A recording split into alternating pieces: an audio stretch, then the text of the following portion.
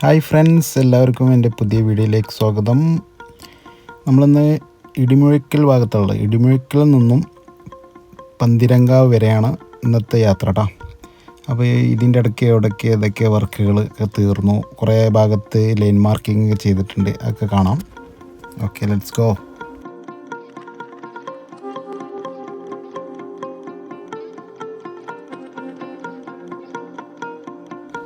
നമ്മൾ കഴിഞ്ഞ വീഡിയോയിൽ നമ്മൾ കുളപ്പുറം മുതൽ നമ്മൾ മറ്റേ യൂണിവേഴ്സിറ്റി കാക്കാഞ്ചേരി വരെ നമ്മൾ കവർ ചെയ്ത്, അവിടെ നിന്ന് ഇങ്ങോട്ട് കാക്കാഞ്ചേരി കഴിഞ്ഞ് ടൗണ് കഴിഞ്ഞ് നമ്മുടെ ഇടിമുഴക്കിലെത്തുന്നതിന് തൊട്ട് മുന്നായിട്ട് കുറച്ച് വർക്ക് അവിടെ പെൻഡിങ് ഉണ്ട്.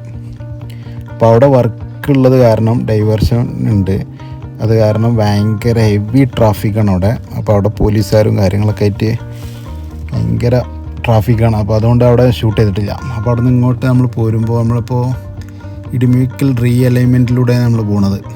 ഇടിമുഴക്കൽ ടൗണൊന്നും തീരെ ഈ ടൗണ് ഹൈവേ വന്നത് കാരണം ടൗണ് തുടച്ച് മാറ്റിയൊരു ടൗണാണ് ഇടിമുഴക്കൽ.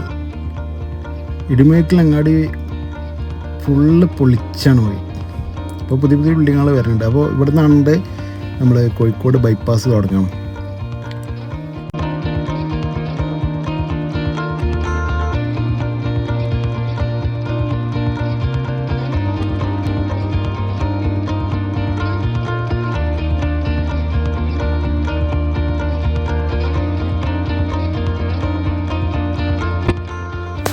നമ്മുടെ രാമനാട്ടുകര ഫ്ലൈ ഓവർ ഇവിടെയാണ് നമ്മൾ തീരെ ദീർഘവീക്ഷണമില്ലാത്ത കുറേ വർക്കുകൾ നമ്മൾ ആദ്യം ചെയ്തിട്ടുണ്ട്.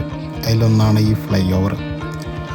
ഇത് ശരിക്കും 6 വരിയിലേക്കാക്കി കഷ്ടിച്ചാക്കിയിട്ടുണ്ട്. ഇതിപ്പോൾ നിങ്ങൾ കാണാം, ഈ ലെഫ്റ്റ് സൈഡിലുള്ള ആ ട്രാക്ക് ഉണ്ടല്ലോ, വീതി കുറവാണ്, ചെറിയൊരു വീതി കുറവുണ്ട്. എത്ര അതിൻ്റെ കറക്റ്റ് ഇത് അളവ് എത്രയെന്ന് അറിയില്ല, പക്ഷേ ലെഫ്റ്റ് സൈഡിലൂടെയാണ് നമ്മൾ ഹെവി വെഹിക്കിൾസ് പോകേണ്ടത്. അപ്പോൾ അവർക്ക് ഈ ചെറിയ ട്രാക്ക് മതിയോ എന്നുള്ള ഒരു ഡൗട്ടുണ്ട്.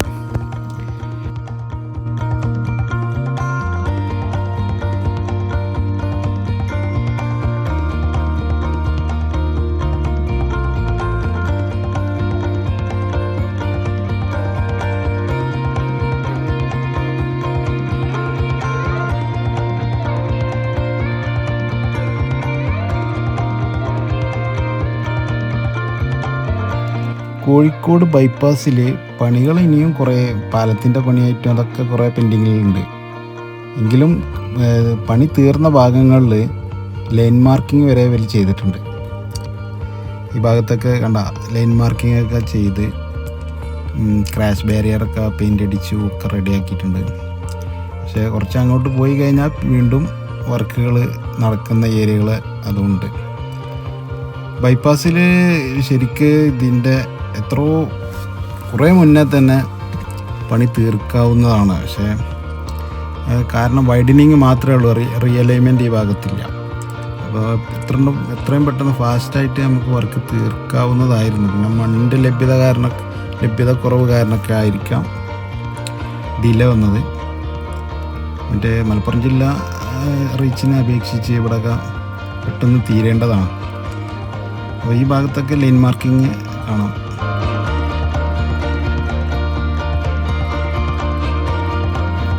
ഇങ്ങനെ വർക്കുകൾ തീരാത്ത ഹൈവേകളിൽ നമ്മൾ ഡ്രൈവ് ചെയ്യുമ്പോൾ വളരെ കെയർഫുള്ളായിരിക്കണം.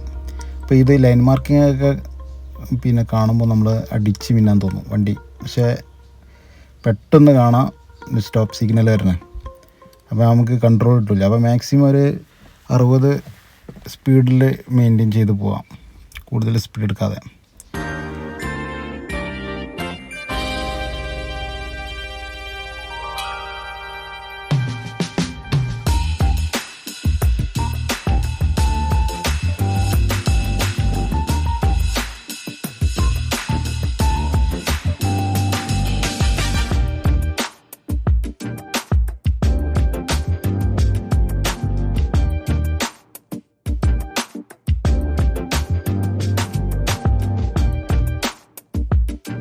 ഇപ്പം നമ്മൾ കടവ് റിസോർട്ടിൻ്റെ ആ ഏരിയയിലെത്തിയിട്ടാണ്. ഇപ്പോൾ കണ്ടോ, നമ്മൾ മൂന്ന് വരിയിൽ വന്ന വാഹനങ്ങളൊക്കെ സിംഗിൾ ലൈനിലേക്ക് മാറി. അപ്പോൾ ഇവിടെ ഈ ബ്രിഡ്ജിൻ്റെ വർക്ക് കാരണം ഒരു പഴയ ബ്രിഡ്ജിലൂടെയാണ് അങ്ങോട്ടും ഇങ്ങോട്ടുള്ള ഗതാഗതം.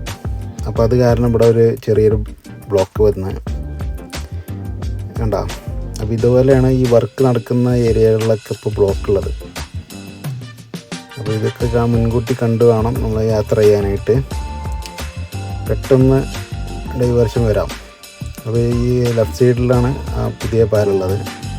ഇതിൻ്റെ വർക്ക് കംപ്ലീറ്റ് ആയില്ല, ഇനിയും ചില്ലറ വർക്കുകളൊക്കെ ഉണ്ട്.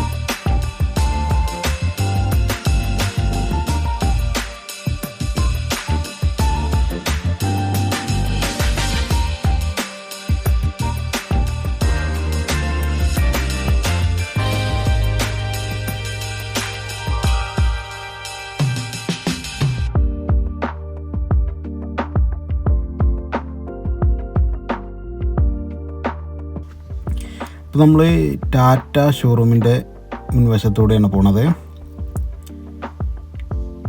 ഈ ഭാഗത്ത് ലെഫ്റ്റ് സൈഡിലെ ലൈന്, അങ്ങോട്ടുള്ള ലൈനിൽ വർക്ക് നടക്കാൻ തോന്നുന്നുണ്ട്. എനിക്ക് തോന്നണത് ലൈൻ വർക്കാണ്,